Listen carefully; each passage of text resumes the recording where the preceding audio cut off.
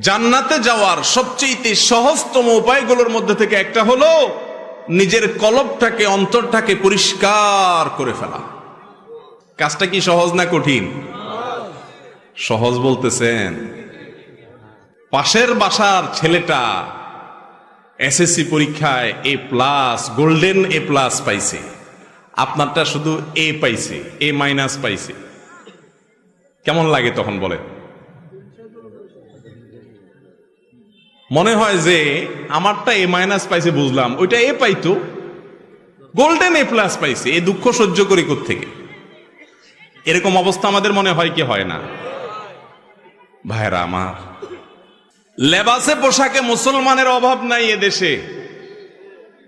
আমার মতো আপনার মতো এরকম লেবাস পোশাকে মুসলমানের সংখ্যা এদেশে আলহামদুলিল্লাহ কম। ভেতর থেকে মুসলমান এর সংখ্যা এই দেশে অনেক কম।